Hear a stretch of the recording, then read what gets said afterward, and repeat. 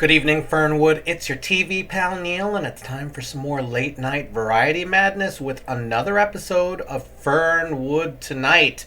If you are just seeing my face for the first time, well, this is a reaction show where we watch the show together and then we talk about it, because what else are we going to do? And if that sounds like it's your bag, then please stick around.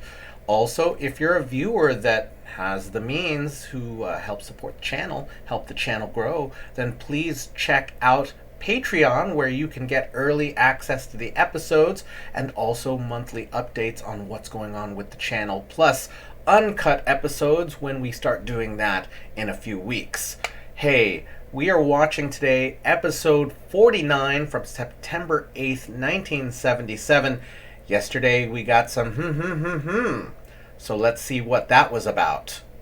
Barth Gimble opened the show by letting the residents of Fernwood know that they may be getting visits from folks who say that they're with a bunco squad or that they have Cuban accents, and that for everyone's safety they should say they don't know where Barth Gimble is.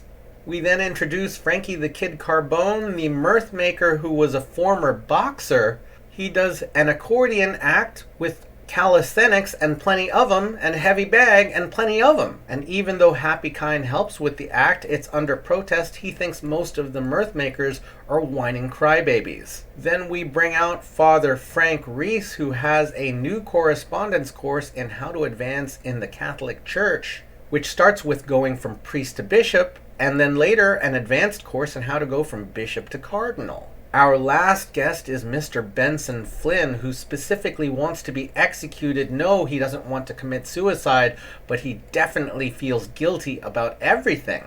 And Barth Gimble closes the show by letting local viewers know that they'll be watching the Long Long Trailer with Lucille Ball and Desi Arnaz.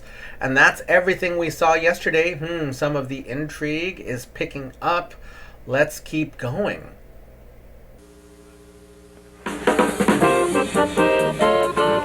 Tonight from Fernwood, Fernwood Tonight, 30 minutes of whatever, coming to you almost live with your host for tonight, Mr. Barth Gimble.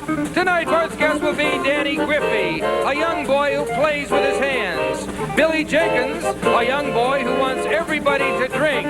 George Krebs, who beats a drum while his wife Sally screams. And Happy Kind and the Mirth Maker. And me, I'm Jerry Hubbard. And now here's your host and mine, Mr. Barth Gimble.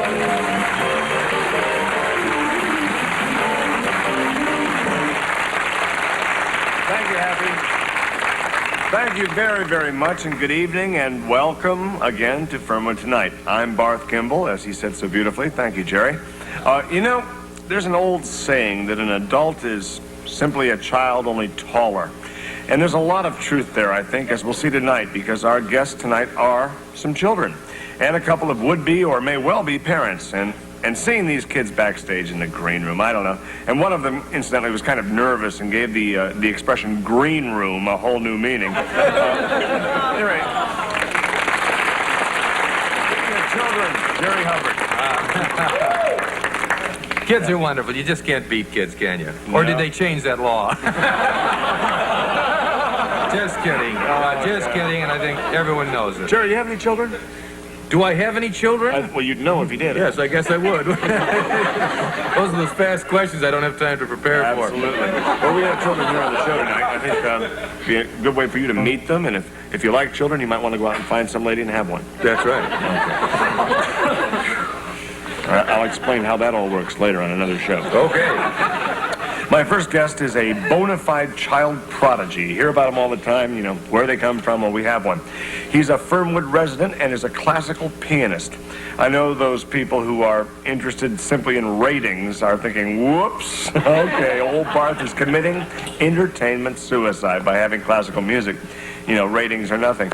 Classical music isn't exactly, I guess, what you'd call a show business grabber. That doesn't bother you, though, does it? At Because all. you're here to present the highest class. As it is. If it's classical, if it's good, I want it right out there with no stuff. That's as it nothing. should be. Just art will survive, I think. I do say, as I said before, the heck with the ratings. So I don't care. This kid is good, and he deserves a chance to do what he can do so well. If it's a little too heavy, let the viewers just turn off that set for a while. They can go over to F Troop. That's right. Right back. Put on a rock and roll song. Sure. Light my fire or something. They'll be back watching us in a minute, that's for sure. So please welcome right now a child, as I say, although you may just think he's a grown-up that's kind of short because he's so good. Please welcome Danny Griffey.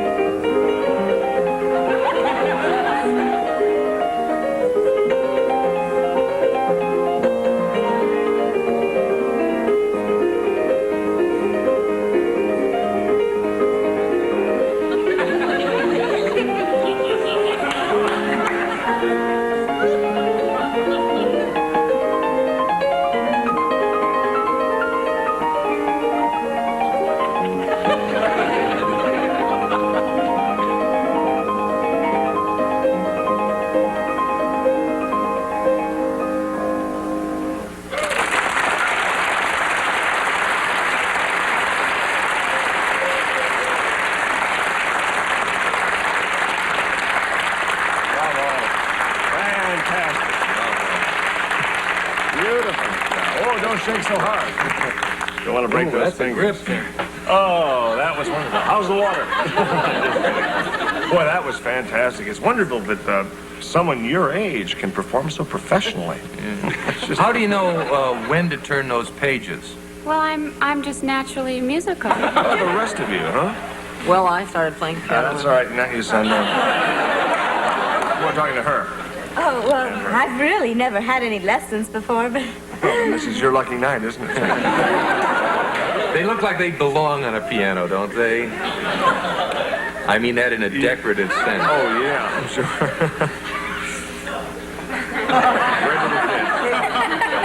You know, I'm sitting here and I'm thinking that kids are just wonderful. I'm so proud of them, and I'm glad to just be around and watch these young people being young. Yep. I think young people need encouragement, and we should accentuate the positive aspects of it. A lot of adults are very quick to criticize and badmouth kids, and that's not right. I mean, it's very easy to say, oh, young people, they have zits and pimples and blackheads on their face, and they have those silly voices that crack and they get squeaky and are very annoying, and they have stringy hair and those awkward bodies that bump in everything and knock them down and break things, and they say dumb things like far out and I gotta get my head together, man, and they wear those stupid clothes, and they run up and down aisles at movie theaters, and they play that rock and roll music. He blasts it till all hours of the day and night.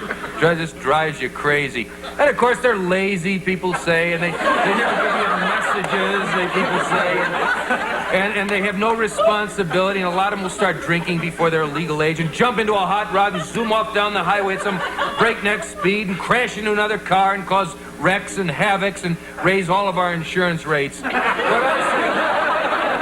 if you can't say something good about kids, don't say anything at all. Am I right?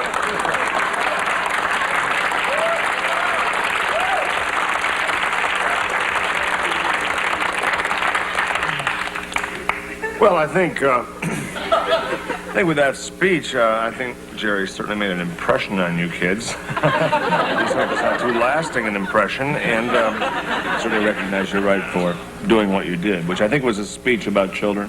I know I was born in a state of horror. Okay. We're going to be right back after this word, and maybe we'll have another speech from Jerry, or maybe he'll be fired. Who knows? See you then.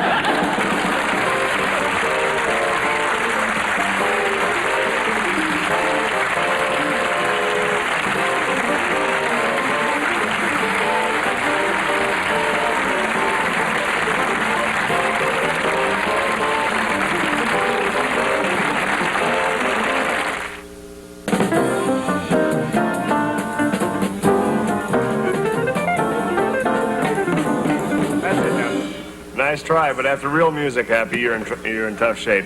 Instead, we've had to move the girls here off the couch because we make room for new guests. I feel kind of bad about it. I want to make sure they don't go hungry, if you'll excuse me. Jerry, can I?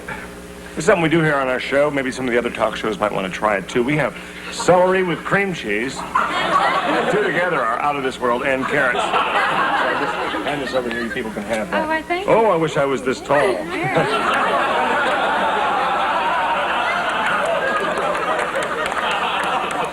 Right now, we're going to continue our salute to America's youth, specifically Fernwood's youth, with an ambitious little achiever from right here in the Tri-County area.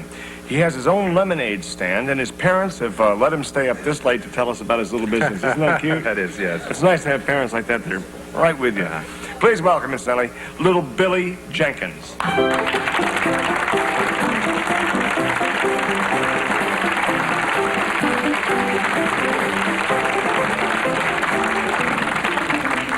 Hope you're not too tired. Okay. Just hop up here and sit down. Well, you've done that. That's right. You call me Mr. Gimble. You can call me Barth. I bet you remember me, too, don't you? Stick 'em up, buckaroos. Wow! It's Cowboy Willie from the Uncle Funny Pants Show! That's right. What a memory. Let's say the old buckaroo pledge. Come on, get those hands up there. Barth, your hand's not up there. Okay? All you good old buckaroos, now here's your chance to do just what you want to do with Uncle Funny Pants. Great, you remember. Now you, I'm a good... I would love to do what I want to do with Uncle Funny. Why did we have some time, right? Why don't we just stuff Uncle Funny Pants, okay? We had some good times, though. I'm sure you can't remember them any more than Jerry can or I can. Let's just get on with this. Bill, how'd you get started in the lemonade business? Well, a couple of years ago, I didn't have nothing to do one afternoon. So, my mom, she says to me, Billy, we've got a lemon tree in our greenhouse, so I could make some lemonade, and you could sell it on the street. Sell it on the street. That's how much did you make after that first day? A whole $1. A whole $1. I think that's just terrific, isn't it? Yeah, then my friend, Lumpy Peterson, saw how good I was doing with my lemonade stand. Well, Lumpy doesn't have a lemon tree, and he also doesn't have a mother. Oh, two handicaps there. So we decided that we go into business together. Oh, that's great. So you kind of split the profits 50-50, half for you, half for Lumpy, huh? Well, no, Mr. Gimble. Barth. See, since I had all the lemons, I took 3 cents on the nickel for every glass. Well, anyway, pretty soon... Don't mind them. It's free to get in, and they'll chuckle at anything. And so will you. You're a great little kid. So you took 3 cents on the nickel, and he got 2. Then what happened? Then all the kids in my school wanted lemonade stands for their very own. Yeah. And that's when we made a deal down south and bought the Lemon Grove. We? Yeah, that's when my dad quit his job. Billy, what job did your dad have? He was an aerospace engineer.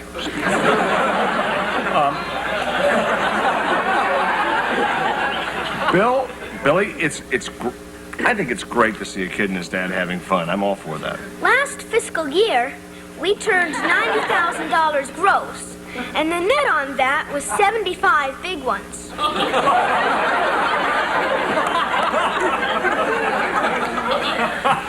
Right, come on now, right in the Tri-County area? This is a statewide operation, soon to go national. See, our church has been offering franchises across the country. Okay. I get it. So this is all sponsored by your church. Isn't that wonderful? Isn't that? Yeah. That's great. What is your church? It's the Church of the Divine Lemonade.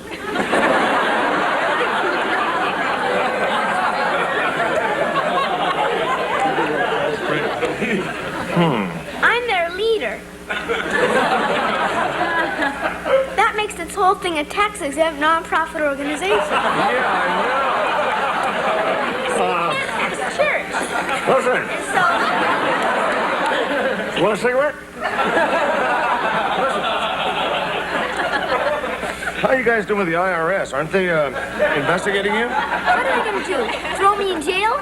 I can't even stay up past 9:30. Right. Except my parents let me stay up tonight because it's a special occasion. Maybe they'd let you stay up late if you went to jail. We'll be right back up this week. You know.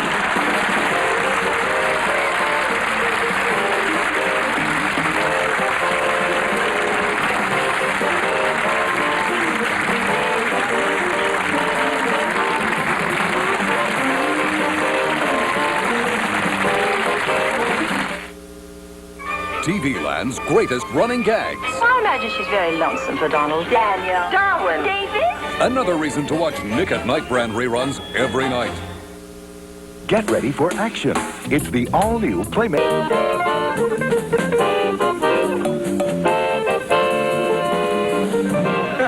Thank you, Hap. We're back. Surprised? Me too. As you know, there's a growing move in this country today towards natural childbirth. To complete our child theme here in this country, would you please welcome an expectant couple, George and Sally Krebs.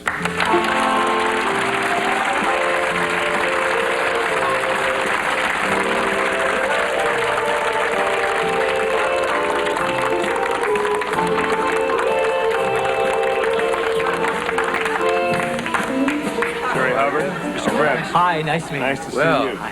You're Let her down easy there. Oh boy, I'm getting sick we of are your pains. talking any minute, aren't we? This is really expectant right up there. That's what's called in the family way. That's right. That's right in the way. Isn't it beautiful, though? It's really beautiful. I hope so, yeah. Listen, just to be on the safe side, maybe I better go boil some water. Even if we don't need it, I can shave. But you know, I was just thinking here, we have almost kind of like a Merv Griffin type of theme show with young people. Yep. We have Davy here as a kid, and Billy's just a child. Debbie and the girls are just kids, and this couple are about to have a child. That's right, and don't forget yourself, Chair. All right.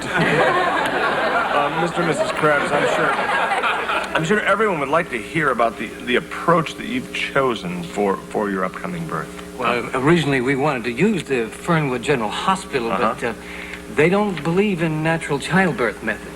As a matter of fact, they believe natural childbirth is unnatural.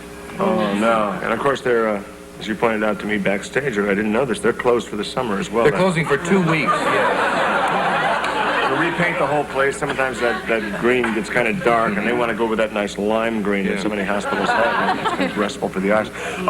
What were the reasons, though, that they denied you besides being closed? Well, first of all, they didn't want George present in a delivery room, and that's standard in any natural childbirth method. Of course. That's a good break for you, George. Who wants to be there with all that icky stuff going on, all that screaming? You're better off away from there, huh? Neither Sally or I would even dream of having our child with me being away. Well, that's true. It's probably always better to have at least one parent there. We've altered our plans. We're going to use a new method. It's called the Le Fromage method. The fromage. Cheese, I have to tell you, I don't believe I've ever heard of it. Well, it's new. It was discovered by André Le Fromage. He studied under Schweitzer at the Schweitzer Hospital. The Schweitzer Hospital. If I'm not mistaken, I believe that's in the deepest, darkest part of Africa, where, as we all know, which is the hometown of all our American Negroes. And which, of course, it goes without saying, is where Tarzan lived. Dr. Le Fromage has discovered, after a number of years and experiments, that the Balagiba tribe has the safest and the easiest method that's very safe for both the mother and the child. Really? Well, it must be. I think statistically there are more black babies born in Africa than white babies. I could be off a little bit on those figures. You could be off, yes. Just don't hold that against me, okay? Maybe you could find it in you, despite all this digression, to describe this natural childbirth method, le fromage. You see, it's patterned after the instincts of the tribal women. I'll be See, darned. the woman, when she's about to give birth, will walk off into the field, you see, and the man follows her beating on a drum. And then the woman then squats him down in the field and gives birth. And the man helps her by beating his drum in a sympathetic rhythm pattern to go along with her labor contractions. Sure. Let me ask you, how does he know how I sound like Tex Ritter when I put my hand there? How does the music thing of drums made me think of that? How does he know when to do this? Well, when she starts screaming. These may sound like screams of pain, but actually it's just the easiest way and the best way to relieve tension and to celebrate the joy of bringing a new life into the world. Let it all out there. All that drum beating and wailing, that's probably how Kunta Kinte got captured. Well, you know, he probably thought there was a block party going on and wandered into the field and bang, onto the boat, Leroy. He was ready for a party. He probably had the noisemakers, and before you know it, he was halfway across the Atlantic. Again, I may be historically off.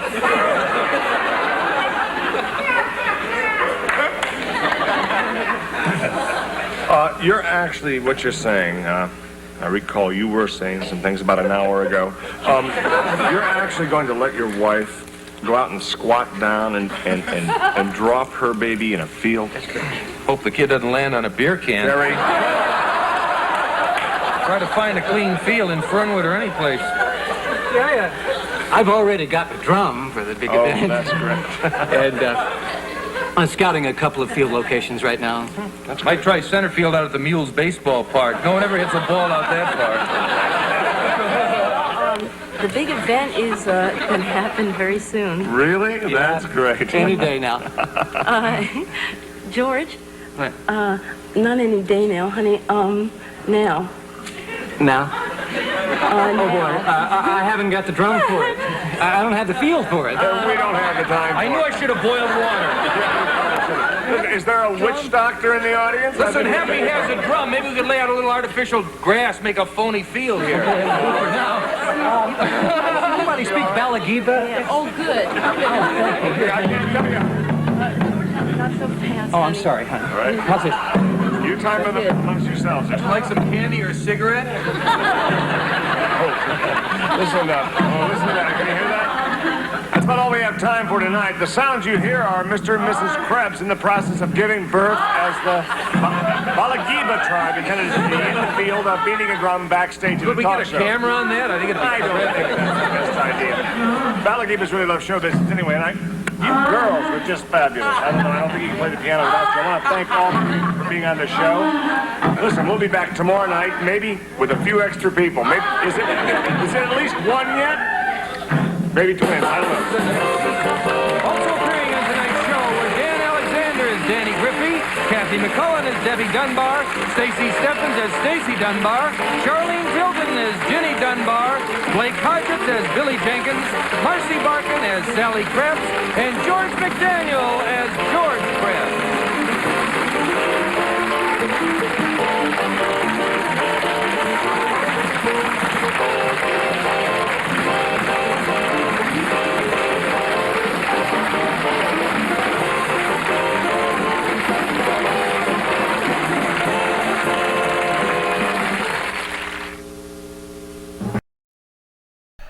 Well, this was a wild theme for a show. It's mostly children and a couple of people who are about to make a child.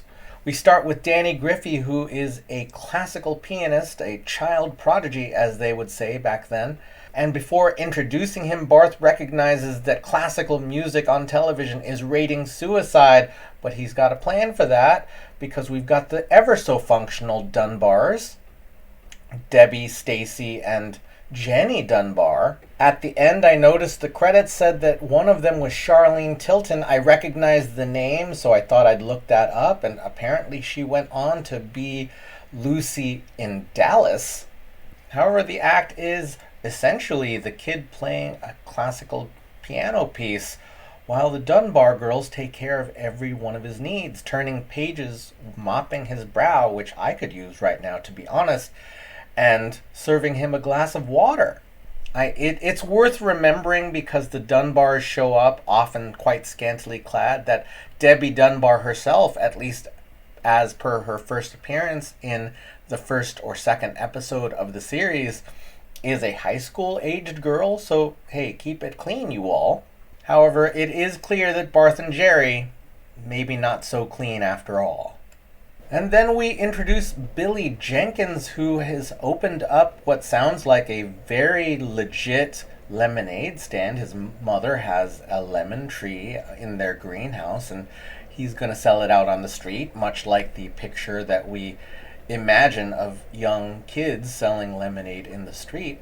And, first he opens it up to a friend and doesn't split it 50-50, and then it ends up being a franchise business, and he is the leader of some kind of church, which is, of course, the level of absurdity I would expect from this show. But for me, the favorite bit I have is this young performer apparently having memorized this script and then just a little bit being thrown by audience reaction, which is something that as a young performer you'd have to learn. You could see that he wasn't quite prepared for the audience to laugh that way. And even when he got to the part when he revealed that he was the leader of the church, you could see he was holding back his own laughter.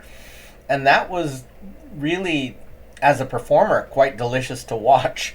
Just someone kind of figure out exactly what to do with all these unfamiliar bits. Like, you only get to learn that as a performer kind of once, or, over the course of your career, I suppose. And finally, we bring out George and Sally Krebs, who are into natural childbirth, but it's not the Lamaze method, which was really pretty popular or gaining popularity in America at that point, but something called le fromage, which is, of course, French for cheese. And Barth lets on that he does not know what it means. Clearly, it is intended to be some kind of gibberish.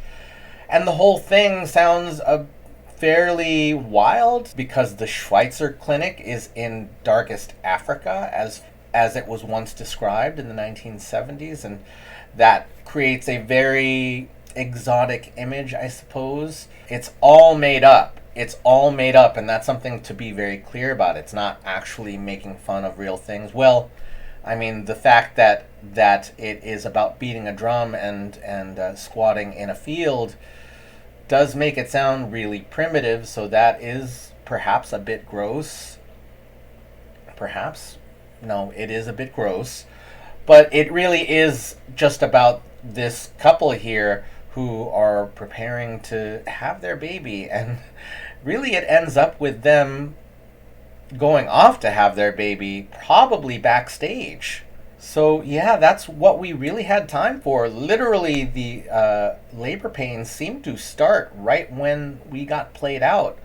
So that's what we've got to say about this episode. And hey, now it's time to take a look at the topic of the week, and that is what's coming in just over 3 weeks. That is the change from Good Evening Fernwood to Dating Myself, in which I will be watching 2 different shows, and one of those is a war-themed show that I will reveal tomorrow, and the other is an anime. So we'll have 2 different flavors.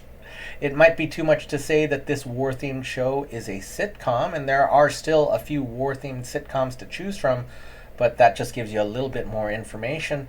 And I did mention that the anime is an adventure science fiction / superhero show that has, I did say it has a lot of flair. I will say that when it was adapted for American audiences, they tried to add a little bit of Star Wars flair. They added new animation that wasn't maybe as high quality as the Japanese stuff, but is fairly memorable for folks who watched it at the time. So everyone, that's what I've got to say about the topic of the week today. Thank you so much for watching with me. Thank you so much for leaving your thoughts, feelings, and impressions in the comments. Thank you to my top tier Patreon supporters, because without you, I'd be giving this baby on my own. We will see you tomorrow night in Fernwood.